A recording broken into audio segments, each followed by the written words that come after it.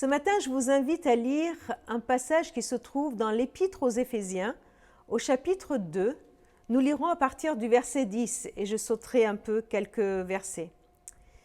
C'est Dieu qui nous a formés, il nous a créés dans notre union avec Jésus-Christ pour que nous menions une vie riche en actions bonnes, celles qu'il a préparées d'avance afin que nous les pratiquions. Rappelez-vous ce que vous étiez autrefois. Eh bien, en ces temps-là, vous étiez loin du Christ, vous étiez étrangers, vous n'apparteniez pas au peuple de Dieu, vous étiez exclus des alliances fondées sur la promesse divine, vous viviez dans le monde sans espérance et sans Dieu. Mais maintenant, dans l'union avec Jésus-Christ, vous qui étiez bien loin, vous avez été rapprochés par son sacrifice, car c'est le Christ lui-même qui vous a apporté la paix.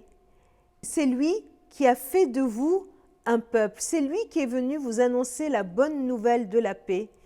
Vous n'êtes plus étrangers, des gens venus d'ailleurs. Vous êtes maintenant concitoyens des membres du peuple de Dieu. Vous appartenez à la famille de Dieu. Paul dit, souvenez-vous. Souvenez-vous qui vous étiez, comment vous étiez avant de connaître la bonne nouvelle.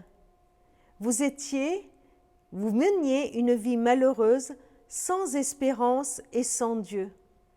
Aujourd'hui, nous avons cette espérance, nous connaissons Dieu, nous vivons dans l'amour de Dieu. Paul il déclare qu'il a comme une dette envers son propre peuple. Lui qui a connu cette délivrance, c'est d'aller et d'annoncer l'Évangile.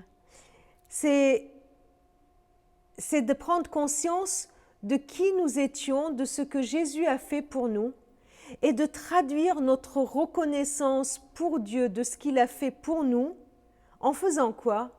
En allant et annonçant ce qu'il a fait pour nous à tous les hommes. Paul dit dans 2 Corinthiens 5, 14, « L'amour de Christ nous presse parce que nous sommes convaincus qu'un seul est mort pour nous tous. » C'est notre reconnaissance. C'est en nous souvenant de notre vie sans Dieu que nous pouvons être reconnaissants à Dieu de ce qu'il a fait pour nous. C'est notre reconnaissance qui nous pousse à aller témoigner de la grâce de Dieu, non par devoir ou pour obtenir une quelconque récompense, mais pour dire au Seigneur un grand merci. Vous êtes reconnaissant de ce que Christ a fait pour vous? Alors, manifestez-le en allant et en le disant aux autres, en l'annonçant aux autres. Merci Seigneur d'avoir fait de moi ton enfant.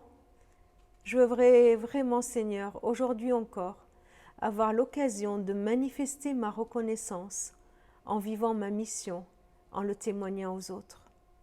Amen.